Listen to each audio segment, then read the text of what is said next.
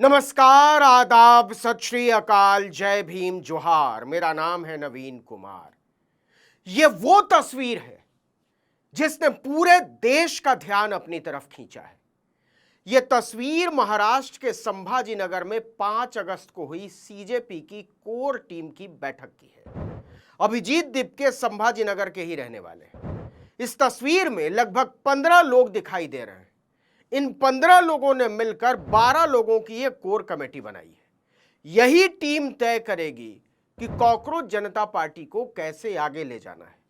आगे बढ़ने से पहले आपको बता दें कि इस पूरी तस्वीर में एक भी आदमी साधारण नहीं है, एक भी आदमी गरीब नहीं है, एक भी मामूली माली हैसियत का व्यक्ति नहीं है। सब अच्छे खासे पैसे वाले हैं, कुछ करोड़पति हैं और कुछ इससे भी ऊंची हैसियत के हैं। लखपति से कम कोई नहीं। और यह हैसियत इन्होंने 30 साल से कम उम्र में कायम कर ली है। इस ग्रुप में ज्यादातर लोगों को जानते होंगे आप, लेकिन कुछ नाम चौंकाने वाले हैं।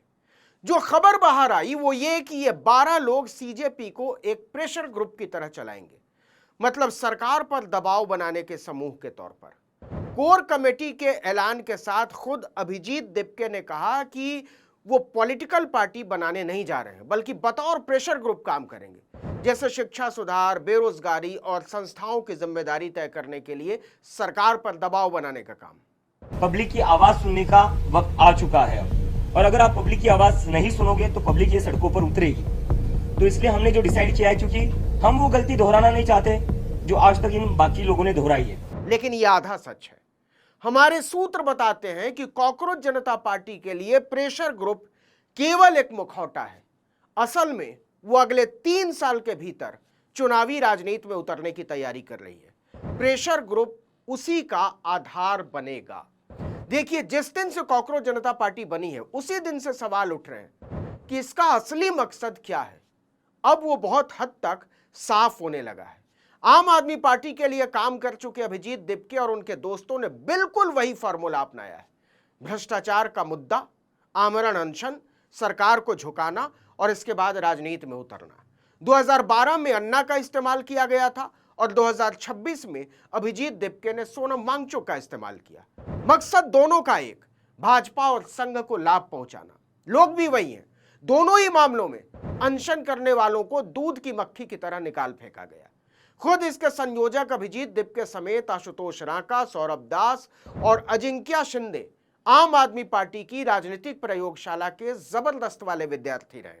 प्रयोग भी वही होने जा रहा है। अगर भूल गए हैं तो याद दिलाना जरूरी है कि जब अन्ना आंदोलन चल रहा था तो नाम दिया गया था इंडिया अगेंस्ट करप्शन। उसके सारे के सारे लोग कहा करते थे कि हम कभी भी राजनीति के कीचड़ में नहीं उतरेंगे, प्रेशर ग्रुप की तरह काम करते रहेंगे। खुद अन्ना यही बात किया करते थे कि हम सामाजिक सुधार चाहते हैं, यह पूरी तरह एक गैर राजनीतिक आंदोलन है। लेकिन 1 साल के भीतर अरविंद केजरीवाल ने आम आदमी पार्टी का ऐलान करते हुए कहा कि कीचड़ में उतरे बगैर गंदगी साफ नहीं हो सकती। बिल्कुल वही फॉर्मूला कॉकरोच जनता पार्टी अपनाने जा रही है। इसका पहला चरण समाप्त हो चुका है।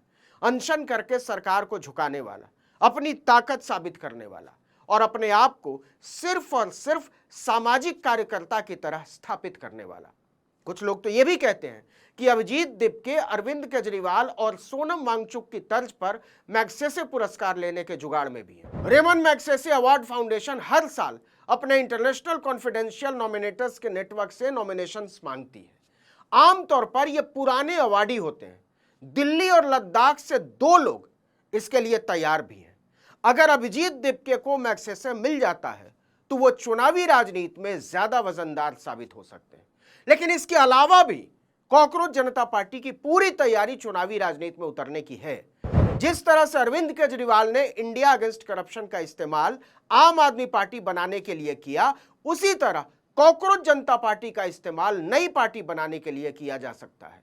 कोशिश केवल इतनी है कि ये जो 12 चेहरे हैं वो देश भर में घूम घूम कर वैधता हासिल कर सके। सूत्रों का यह भी कहना है कि खुद भारतीय जनता पार्टी और राष्ट्रीय स्वयंसेवक संघ चाहता है कि सीजेपी अपने इरादों पर आगे बढ़े। मोहन भागवत ने इसका इशारा भी किया है, क्योंकि जो 12 चेहरे हैं उसमें कई नाम बहुत सारे सवाल खड़े करने वाले हैं। उनमें से एक नाम है अजिंक्य शिंदे का। सीजेपी चीफ अभिजीत दिपके ने सौरभ दास और आशुतोष रांका को सह संयोजक बनाते हुए अजिंक्य शिंदे को बड़ी जिम्मेदारी सौंपी है। 35 साल के शिंदे को नेशनल ऑर्गेनाइजेशन इंचार्ज का पद दिया गया। अजिंक्य भी महाराष्ट्र के रहने वाले हैं और अभिजीत, आशुतोष, सौरभ की तरह पुराने आम आदमी पार्टी कार्यकर्ता हैं। कान इसलिए खड़े हुए कि सीजेपी के राष्ट्रीय कार्य समिति के ऐलान से पहले गुजरात के 2 वॉलंटियर ने आरोप लगाया कि दिपके अपने करीबी लोगों को तवज्जो दे रहे हैं। उन्होंने यह भी कहा कि हम एक और केजरीवाल नहीं बनने देंगे। सीजेपी ने अजिंक्य शिंदे को वही जिम्मेदारी दी है जो बीजेपी और कांग्रेस में बीएल संतोष और केसी वेणुगोपाल के पास है, यानी संगठन को बड़ा करने की जिम्मेदारी। इसका मतलब यह हुआ कि सीजेपी में जो भी आएगा उसे अजिंक्य से होकर गुजरना पड़ेगा। सोशल मीडिया पर दावा किया जा रहा है कि अजिंक्य शिंदे पहले आम आदमी पार्टी में थे, जो कि वो थे भी। वो आम आदमी पार्टी के अहम नेताओं के संपर्क में भी थे। इसके बाद सीजेपी के विरोध में बहुत सारे पोस्ट सामने आए। इनमें कहा गया है कि सीजेपी आम आदमी पार्टी पार्ट 2 है। अभिजीत दिपके, सौरभ दास और आशुतोष रांका तीनों आम आदमी पार्टी में काम कर चुके हैं, लेकिन जब सीजेपी के मंच पर एक एक करके अरविंद केजरीवाल, आतिशी और मनीष सिसोदिया पहुंचने लगे तो शक की जड़ें गहरी होती चली गई। आशुतोष रांका ने कहा था कि क्या आम आदमी पार्टी के साथ काम करना या जुड़ा होना गलत है? गलत नहीं है, लेकिन सवाल तो है कि क्या आप आम आदमी पार्टी का ही प्रयोग सीजेपी के साथ दोहराने जा रहे हैं? अजिंक्य शिंदे के कुछ पोस्टर सामने आने के बाद यह शक और गहरे हुए हैं। सोशल मीडिया पर कुछ हैंडल्स ने दावा किया है कि अजिंक्य शिंदे पहले महाराष्ट्र में आप युवा आघाड़ी के संयोजक रह चुके हैं। उनकी आप नेताओं के साथ कई तस्वीरें भी साझा की गई हैं। एक पोस्टर जुलाई 2022 का साझा किया गया है, 4 साल पुराना। दावा किया जा रहा है कि अजिंक्य शिंदे की केजरीवाल और आम आदमी पार्टी के दूसरे नेताओं के साथ सैकड़ों तस्वीरें हैं। राज्य कमेटी में आने से पहले वो आम आदमी पार्टी के लिए पिंपरी चिंचवाड़ के कन्वीनर के तौर पर काम कर रहे थे। वो आम आदमी पार्टी की महाराष्ट्र यूथ विंग के कन्वीनर भी रह चुके हैं। कहा जा रहा है कि अजिंक्य शिंदे आज से नहीं बल्कि लगभग 10 साल से अभिजीत दिपके के साथ हैं। वो आम आदमी पार्टी की महाराष्ट्र टीम में सोशल मीडिया कोऑर्डिनेटर रह चुके हैं। उसी टीम में अभिजीत दिपके थे। दिपके की अजिंक्य के साथ पहली मुलाकात 2016 में गोवा में हुई थी। आम आदमी पार्टी में शामिल होने के बाद अजिंक्य ने पूरा 1 साल गोवा चुनावों में आम आदमी पार्टी के लिए काम करते हुए लगाया। हालांकि आम आदमी पार्टी गोवा विधानसभा चुनाव में अपना खाता भी नहीं खोल पाई, लेकिन अजिंक्य ने पार्टी में बने रहने का फैसला किया और महाराष्ट्र टीम के साथ काम करना शुरू कर दिया। अलीबाग के रहने वाले अजिंक्य शिंदे की मजबूती यह है कि उन्होंने महाराष्ट्र के लगभग हर जिले का दौरा किया है। पूरी सीजेपी में इतना जमीनी तजुर्बा किसी के पास नहीं है।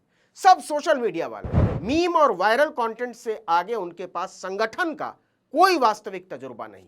अजिंक्य को लाया ही इसलिए गया है कि वो पूरे देश में घूम घूम कर लोगों को अपने साथ जोड़े, संगठन का विस्तार करें, ताकि समय आने पर नई पार्टी का ऐलान किया जा सके।